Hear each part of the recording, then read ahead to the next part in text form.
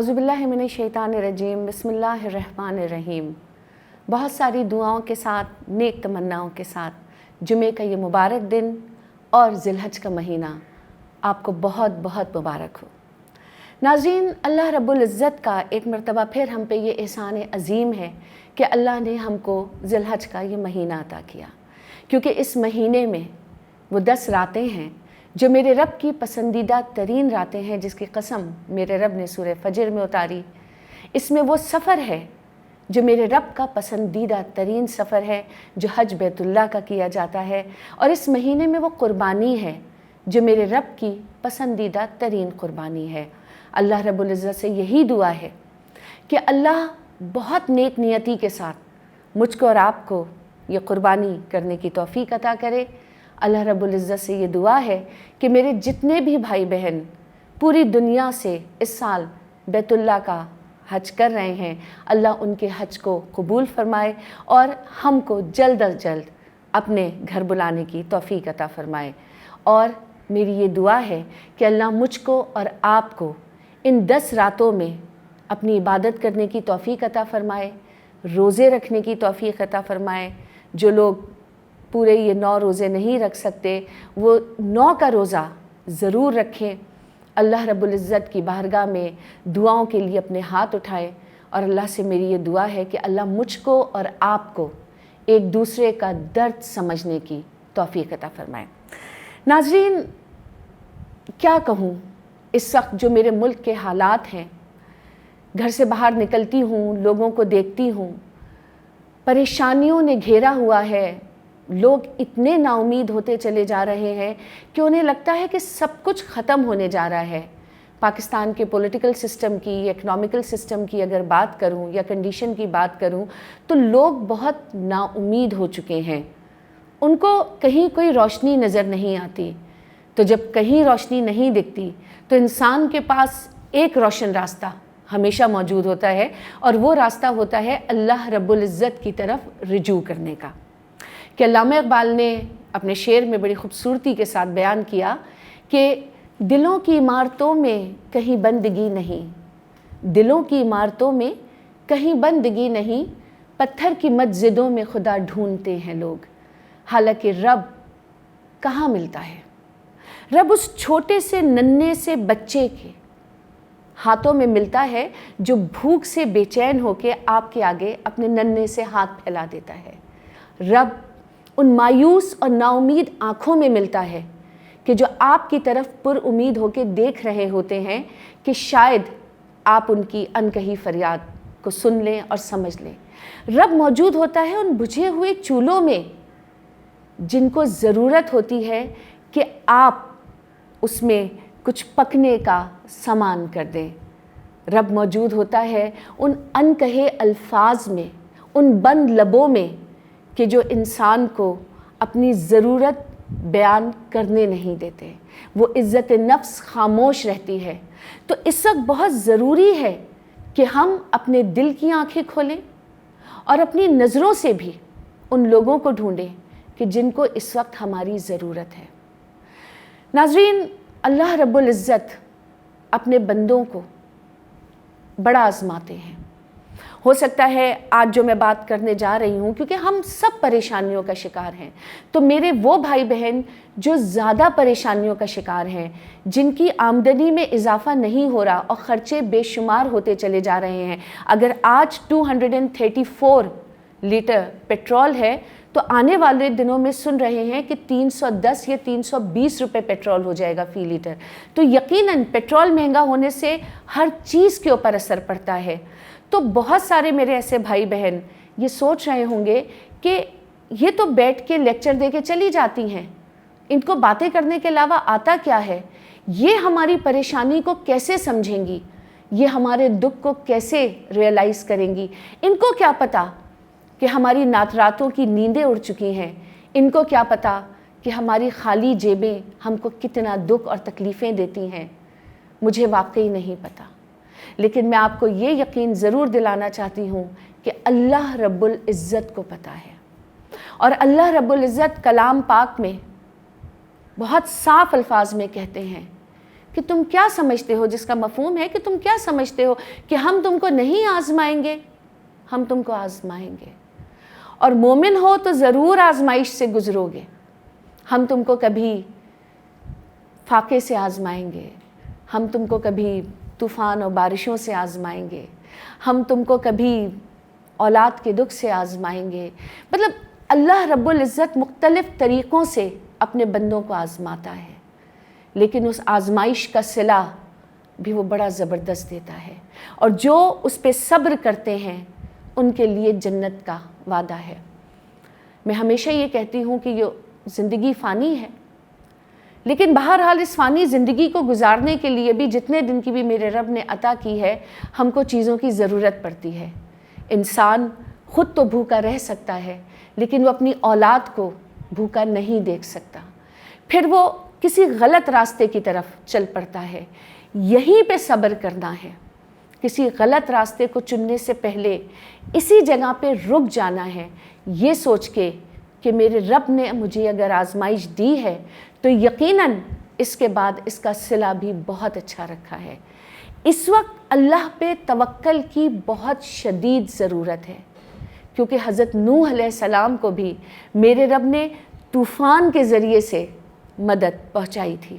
سرکار علیہ السلام پہ کون کون سی سختیاں نہیں آئیں، لیکن فاتح مکہ بن کے اللہ رب العزت نے اپنے محبوب کے سارے غم دور کر دیے۔ ناظرین، اللہ مجھ سے اور آپ سے بہت محبت کرتا ہے۔ سب سے بڑی بات تو میں یہ کروں گی کہ جو صاحب حیثیت لوگ ہیں، چاہے میں ہوں، چاہے آپ ہوں، چاہے پاکستان سے باہر رہنے والے لوگ ہوں، سب سے پہلے اپنے خاندان میں نظر ڈالیے۔ جتنا آپ کے پاس ہے تھوڑا سا اپنی ضرورت سے کم کر کے اپنے خاندان کی ان فیملیز کو دیکھیے کہ جن کو ضرورت ہے لیکن وہ آپ سے کہہ نہیں سکتے، تو ان کی عزت نفس کو مجروح کیے بغیر ان کی مدد کیجیے۔ اور اگر آپ کسی کو ایک وقت کے کھانے سے بھی آزاد کر سکتے ہیں، یعنی کہ اتنا اس کو دے دیں کہ وہ کم سے کم ایک وقت کی روٹی کھا سکے، اس کی یہ فکر چلی جائے کہ مجھے دن میں ایک وقت کا کھانا بھی کہاں سے ملے گا۔ اگر آپ وہ روٹی پہنچانے کا ذریعہ بن گئے، دیتا میرا اللہ ہے، میں اور آپ صرف ذریعہ بنتے ہیں، تو وہ وسیلہ بننے کی کوشش کیجئے، کیونکہ یہ وسیلہ بن کے آپ کو جو ملے گا آپ اس کا تصور بھی نہیں کر سکتے۔ کہ سرکار علیہ السلام فرماتے ہیں کہ جب تم صدقہ کرتے ہو تو وہ صدقہ اس مانگنے والے کے ہاتھ میں جانے سے پہلے اللہ رب العزت کی بارگاہ میں پہنچ جاتا ہے، اور اگر تم اس بات کو جان جاؤ تو تمہیں اتنا لطف آئے گا کہ اتنا لطف تو اس لینے والے کو نہیں آتا۔ تو اپنی سب سے پہلے تو فیملی پہ نظر ڈالیے۔ اگر ماشاءاللہ فیملی میں سب صاحب حیثیت ہیں تو ان سب کو بھی کمیونیکیٹ کیجئے کہ اس چیز کو آگے بڑھائیں۔ اس وقت ہم کو ضرورت ہے کہ ہم ایک ہیومن چین بنائیں، ہم ہاتھوں کو تھام لیں، ہم صرف ایک وقت کی روٹی کسی کو میسر کرنے کا ذریعہ بن جائیں۔ میں آپ سے پھر یہ بات کہہ رہی ہوں کہ دیتا میرا رب ہے، وہ ذریعہ بننے کی کوشش کیجئے۔ کبھی کسی کو دے کر یہ مت سمجھیے گا کہ آپ نے دیا، آپ 2 رکعت نفل شکرانے کے ادا کیجئے گا کہ اللہ نے آپ کو توفیق دی۔ جو میرے بھائی بہن باہر رہتے ہیں وہ پاکستان میں یا اور کسی مسلم ملک میں اپنے رشتہ داروں کی طرف دیکھ سکتے ہیں، ان کی پریشانیوں کو دیکھ سکتے ہیں، ذرا سی پریشانیوں کو کم کر سکتے ہیں۔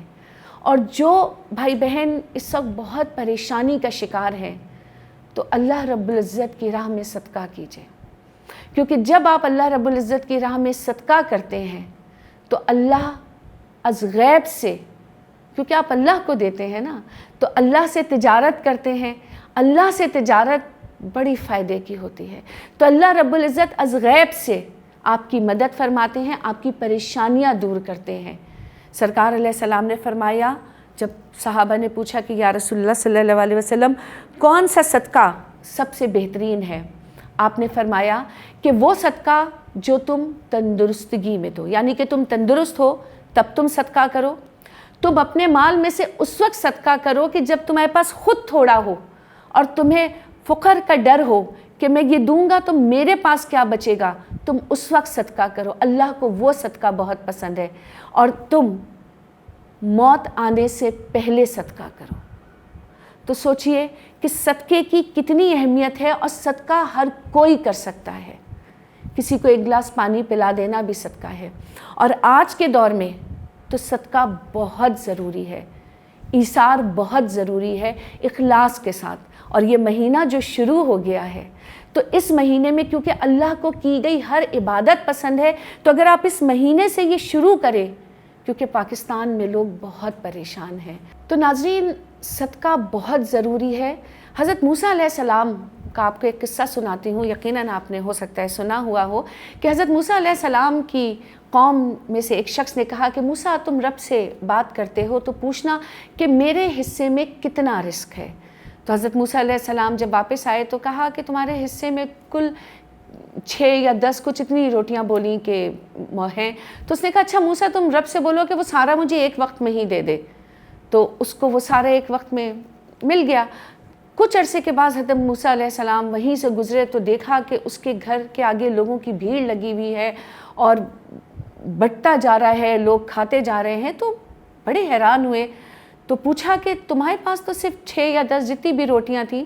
تو اس نے کہا کہ موسیٰ میں نے تو اپنی ضرورت کی روٹی کھائی، باقی میں نے سب تمہارے اللہ کے نام کے اوپر صدقہ کر دیا۔ تو میں جتنا صدقہ کرتا جاتا ہوں مجھے اتنا ملتا جاتا ہے۔ تو صدقہ کیجئے، کیونکہ صدقہ کرنے سے بلائیں ٹلتی ہیں، صدقہ کرنے سے رزق میں اضافہ ہوتا ہے، صدقہ کرنے سے اللہ رب العزت خوش ہوتا ہے، صدقہ کرنے سے خوشیاں ملتی ہیں، صدقہ کرنے سے دل کا اطمینان میسر آتا ہے، صدقہ کرنے سے آپ کے دل میں انسانیت پیدا ہوتی ہے، صدقہ کرنے سے آپ کو دوسرے کی فکر ہوتی ہے، صدقہ کرنے سے آپ کا رشتہ اللہ سے مضبوط ہوتا ہے۔ اور یہ مہینہ اپنا رشتہ اللہ سے مضبوط کرنے کا ہے۔ اور یہ ایک حقیقت ہے کہ ظاہر ہے ہم جب پریشان ہوتے ہیں تو کبھی کبھار لبوں کے اوپر شکایت بھی آ جاتی ہے۔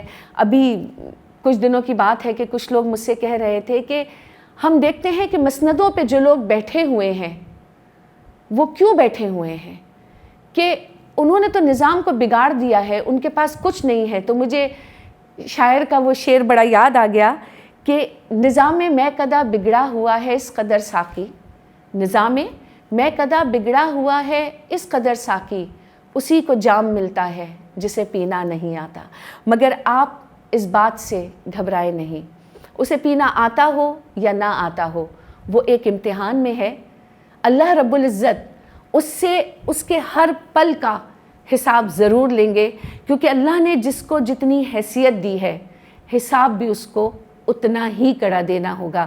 اور بس آخری چند الفاظ میں یہ کہوں گی کہ میرے وہ تمام بھائی بہن جو مہینے میں 10 دفعہ ہوٹلنگ کرتے ہیں، اگر آپ 4 دفعہ کر لیں اور 6 دفعہ کی ہوٹلنگ کے پیسے غریبوں میں بانٹ دیں، یا اسی طریقے سے اگر 15 جوڑے بناتے ہیں تو 10 بنا لیں، 5 جوڑوں کے پیسے اللہ کے نام پہ دے دیں، تو یہ سوچیں کہ آپ تھوڑا تھوڑا اپنی زندگی میں سے کمی کر کے کتنا کچھ پالیں گے۔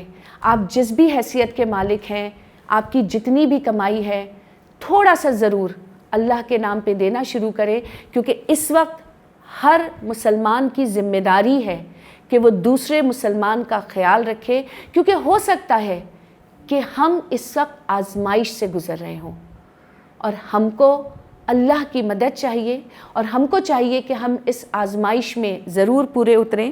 اور بس اس شعر پہ ختم کروں گی کہ تجلی نار تھی یا نور، نہ تم سمجھے نہ ہم سمجھے، جلا کیوں کر یہ کوہ طور، نہ تم سمجھے نہ ہم سمجھے، وہ شہرک سے بھی ہے نزدیک یہ قرآن کہتا ہے، وہ شہرک سے بھی ہے نزدیک یہ قرآن کہتا ہے شہرک ہم سے کتنی دور، نہ تم سمجھے نہ ہم سمجھے۔